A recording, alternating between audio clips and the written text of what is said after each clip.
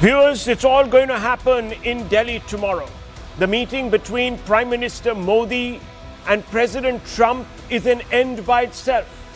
Even if the two leaders don't sign an agreement, they will end up sending a major message, a declaration that India and Russia will not surrender their strategic autonomy in the face of pressure from the West.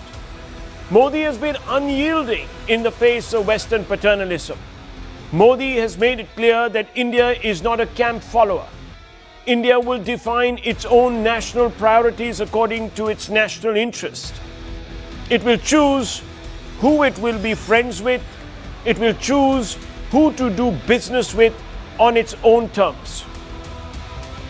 Viewers, Delhi knows that Russia is at the moment an important cog in India's global foreign policy wheel. In the face of Trump's coercive diplomacy, which revolves around trade and his cozying up to Islamabad, and viewers, Pakistan's belligerence, India needs markets and allies, which is why Modi will roll out the red carpet for Putin. Whether he goes to receive him at the airport, whether it means that he will be having a private dinner for him and with him, whether it means that concessions will be made in exchange for concessions, all of that, viewers, remains to be seen. But the fact is that there is no doubt that New Delhi is taking this visit very, very seriously and according it the highest priority. The visit comes as India faces steep US tariffs over Russian oil. But beyond that, it also comes at a time when the United States views India as a tariff king, as a difficult partner to do business with. So beyond the Russian oil sanctions, there is also the larger component of sanctions related to tariffs. There are also other calculations that have entered the equation. The United States has cozied up noticeably to Islamabad, to Pakistan that is. And Pakistan now, emboldened, is flexing muscle on our border, ready once again to provoke. It's building at terror sites, launch pads, auxiliaries to send across, viewers, to dare India to trigger some sort of conflagration. This meeting also comes, viewers, and this visit also comes at a time when India and Russia's economic partnership needs a reset, as they have defined it, for 2030. There's a focus on accelerating trade to about $100 billion.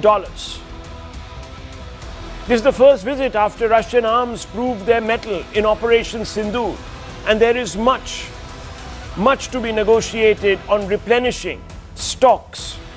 The S-400, the S-500, there are several other armaments that India requires, needs, is looking to Russia to supply. The visit also marks India's uncompromised strategic autonomy.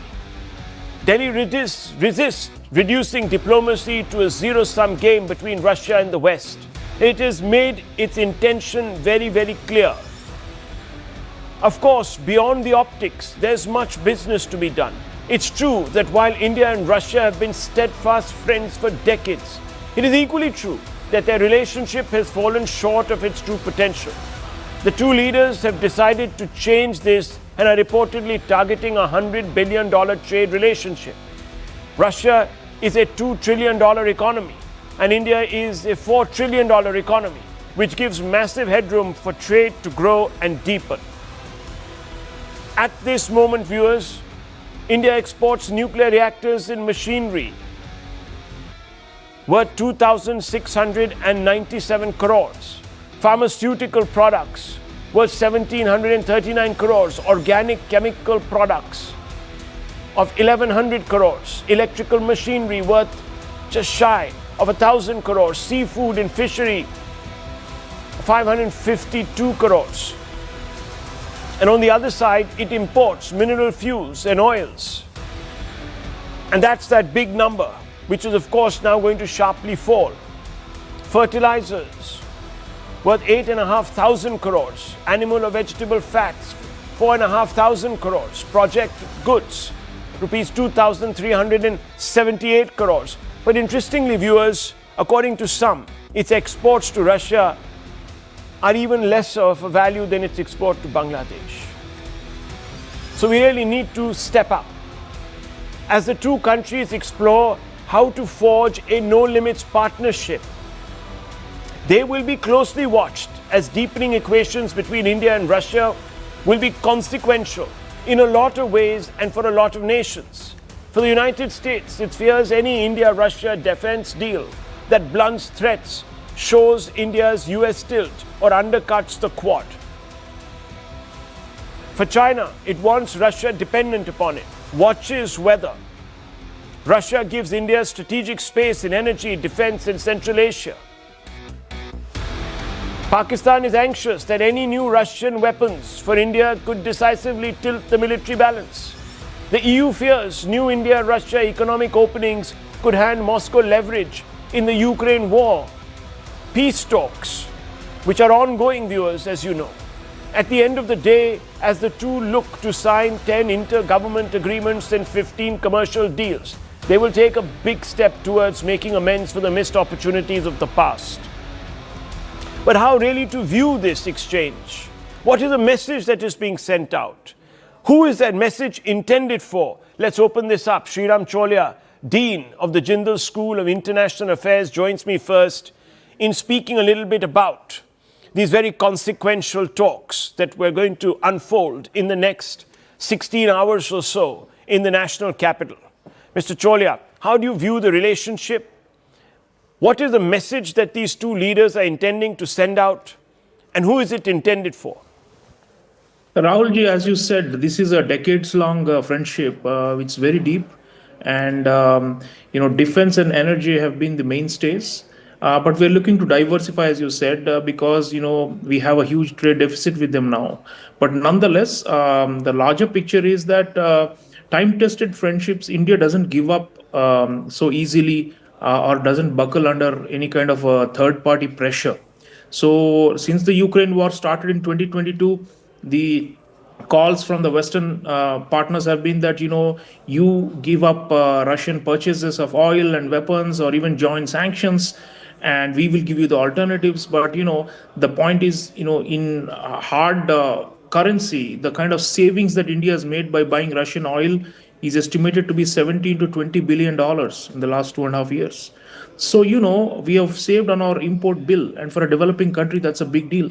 So, and there are many other areas where Russia has been supportive. You already mentioned the weapons that were proven on the battlefield during Operation Sindoor against Pakistan, the S-400, as well as the BrahMos missile, both of which are, of Russian origin, have been really, really handy. So I think there are practical reasons why we value this. Russia, it is not aimed against the West. And this is a message many people often don't get, because they think that, India is trying to hunt with the hounds and run with the hares.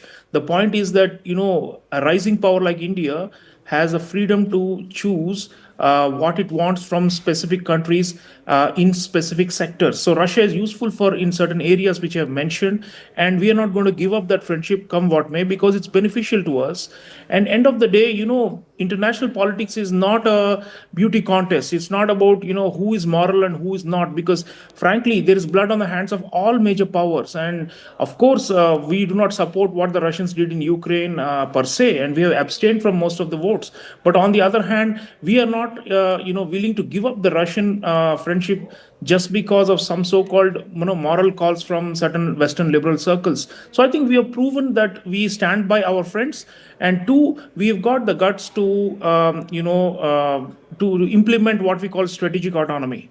Strategic autonomy is not easy. Many countries buckle under pressure. Many countries, even with the oil purchases, we have not completely stopped them despite the expanded US sanctions on Russia now, because we are going to try and moderate it, and we will of course diversify our basket always. So our goal is to make sure that the bilateral gains that we get from Russia continue, And of course, like you said, it helps with the regional balance. It helps to make sure that our adversaries are on the back foot. And by the way, even with the Chinese, we use Russian weaponry whenever we have confrontation with the Chinese. And people don't understand it. People think Russia, China are together. And India maybe can be a third element in it, and all three of them, RIC, can stand up to the West. No, I don't think that's our intention. We actually need to stand up. We need to stand up to China. And for that, Russian hardware has always been beneficial.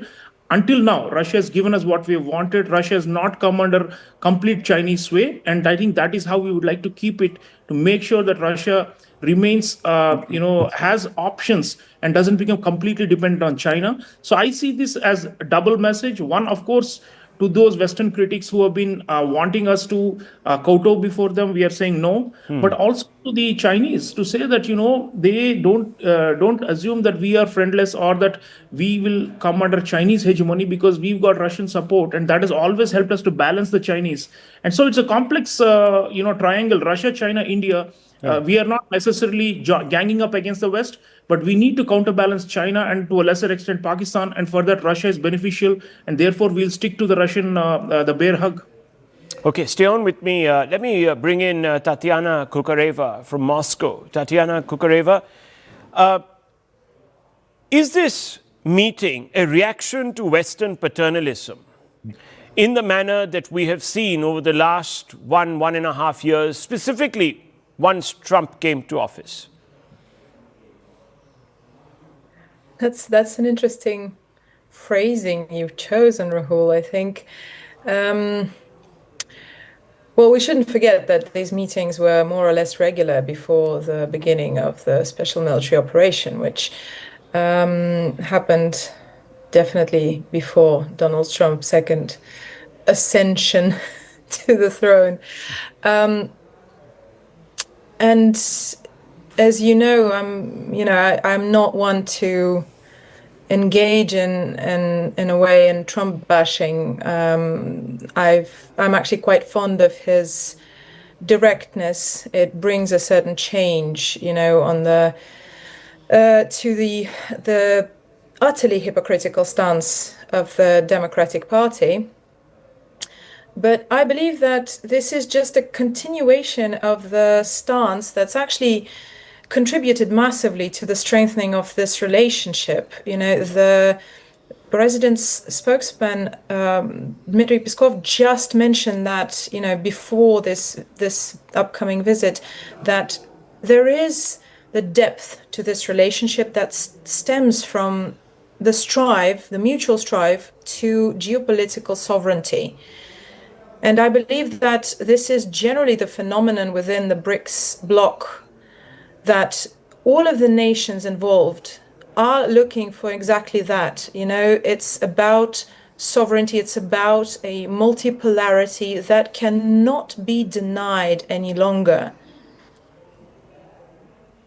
And so this visit is going to, in my view at least, cement the status quo. And we don't need to go as far as, some of these countries, but, turn our sight to the Middle East.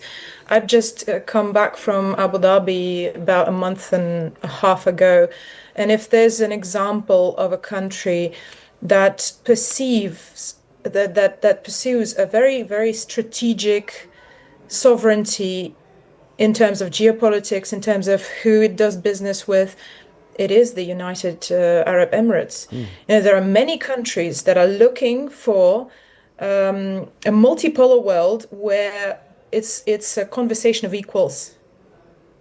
There's no one leader telling everybody else what to do. And this visit is just a very direct representation of that stance for both Moscow and New Delhi.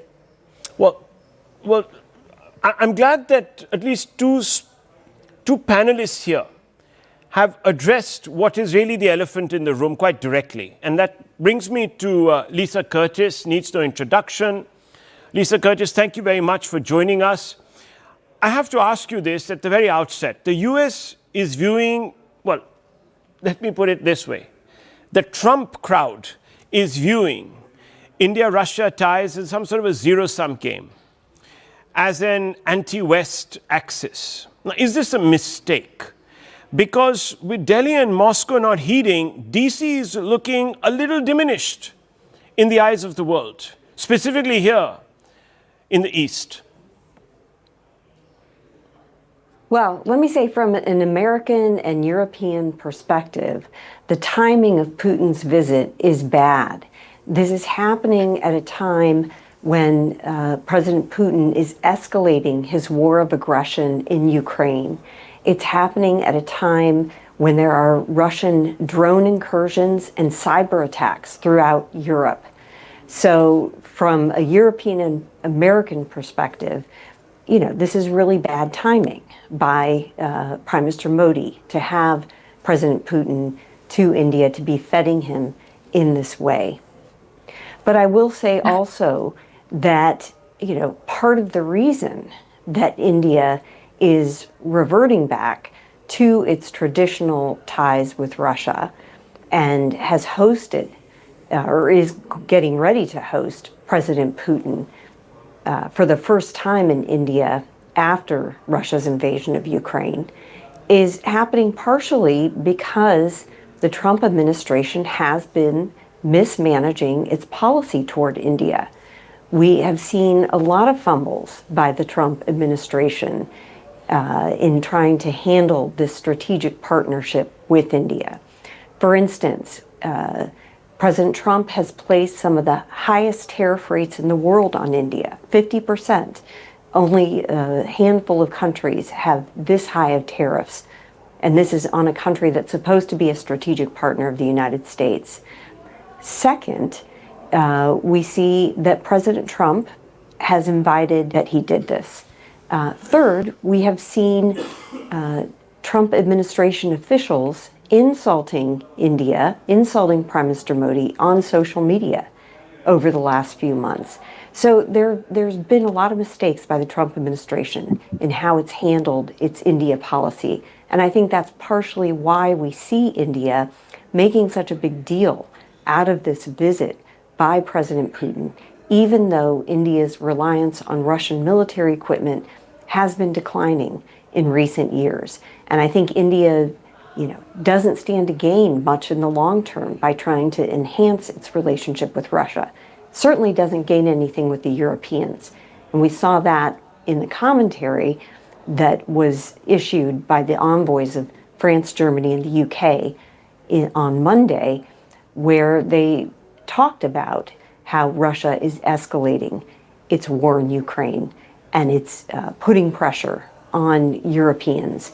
So I think that in the long term, India doesn't stand to gain much by this visit.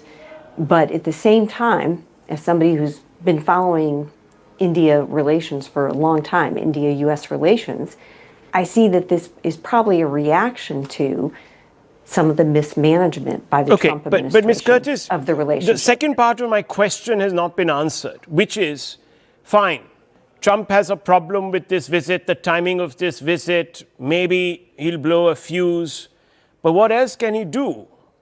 Has an American reach been blunted? And that's the message that has gone out. I mean, if anyone, it's Trump whose bluff has been called here. Well, I agree that India is showing that it won't be bullied, that it won't succumb to these pressure tactics that we have seen by the Trump administration.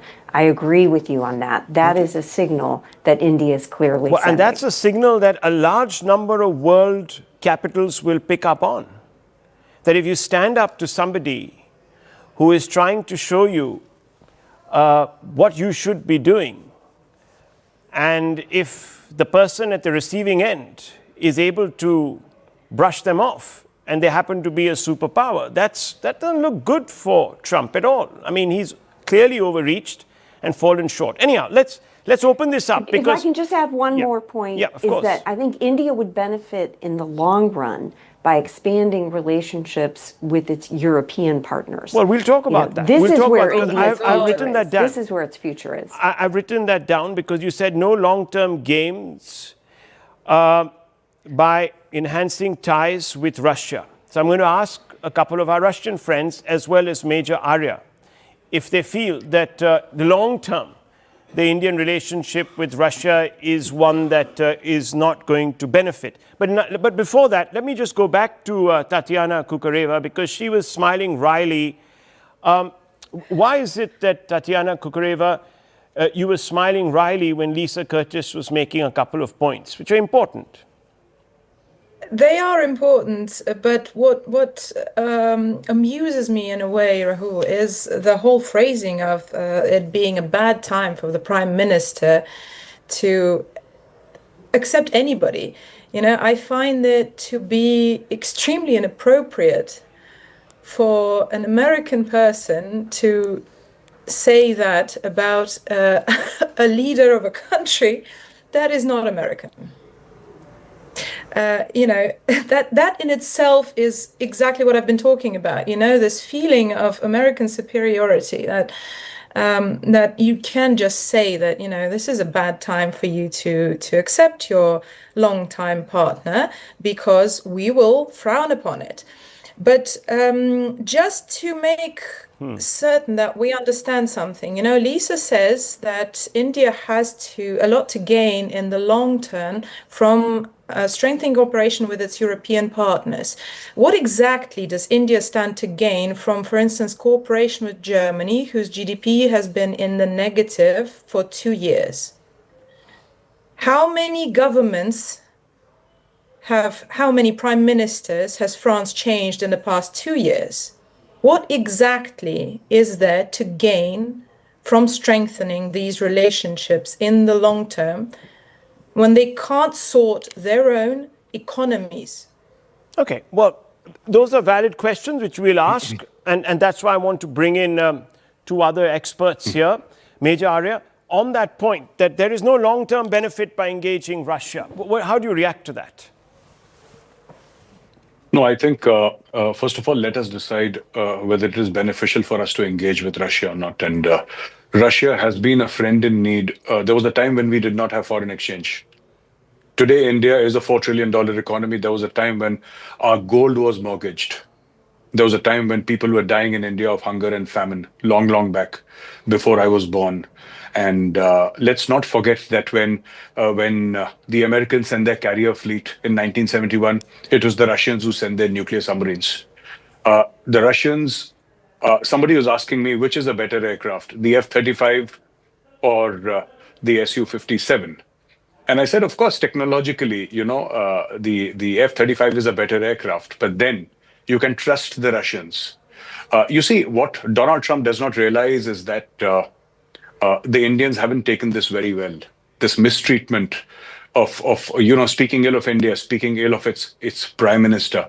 And there are a lot of veterans, you know, I've spoken to so many of them, 3-star officers, 2-star officers of the Indian Armed Forces, and they all tell me when we talk about buying Russian equipment, they all say that, you know, you can trust Russia. There is this huge element of trust. Also, one more element, which is emotional in nature, which I think the Americans don't realize.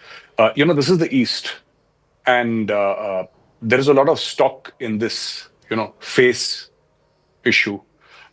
When you insult a country, when you say that India is a dead economy, when you insult our prime minister, and we are seen as bowing down to you, or you know, saying that, okay, America can do whatever it feels like.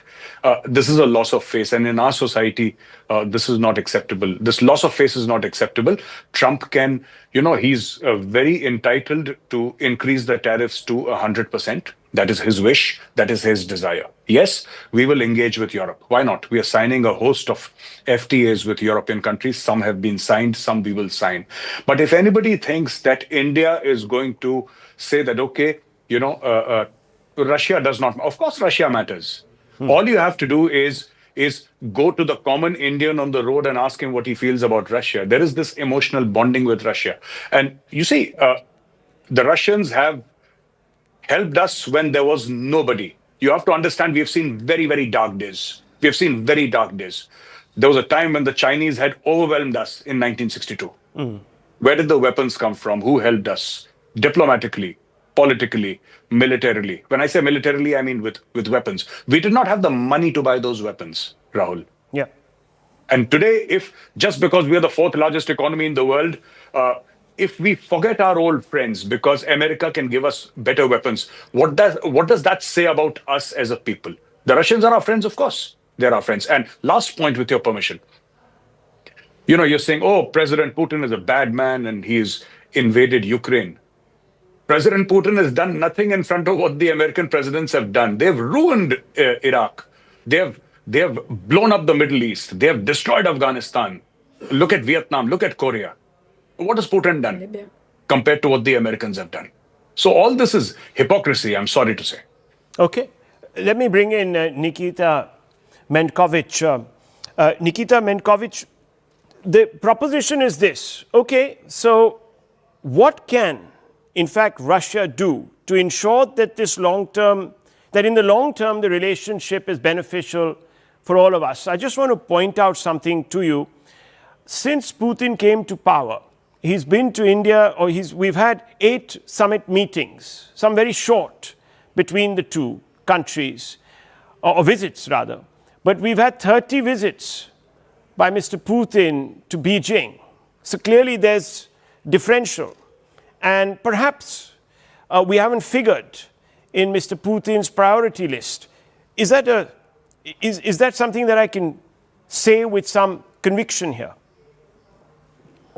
I think that now cooperation between India and Russia can become more effective and more important, because now we see that India started to ignore American threats and American demands to stop relations with Russia, because Trump or any other president doesn't like what Russians do and how Russia defend its independence. I think that visits, negotiations, and economical cooperation will become sooner and bigger between our countries. First of all, of course, it's natural resources, gas, oil. Then, of course, it's armor trade, including ammunition or some kind of weapons India need for its defense. Of course, we can also cooperate in medicine, in drug production, in many other fields. India is interesting as a big market for Russian high technical production.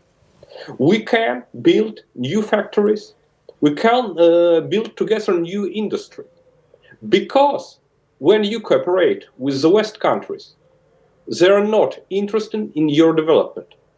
They see you as a colony at past and want to see you as a colony at future. They say it's not a good time for you to invite Mr. Putin. But the same was in 1947. They said it's not good time for you to have independence. It was the same in 2022 when they say for Russia, it's not good time for you to fight for Russian people slaved on Ukraine by American puppet government. It is the same. Never for United States and for European countries it would be a good time for us to be independent. They don't want it for us, well, but we want it. Maybe that's the long-term gain, viewers.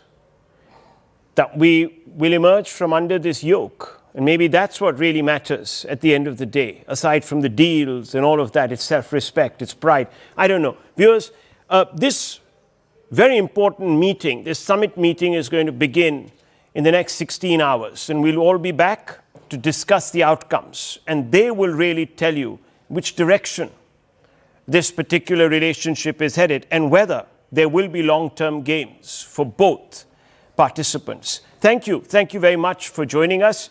Viewers, I want to move forward in this show. They're very important issues. 2 explosive remarks have ignited a political firestorm. First, Telangana Chief Minister Revanth Reddy's comments on Hindu deities have angered Hindus who see it as a deliberate slight. Then, on your right, viewers, an MP from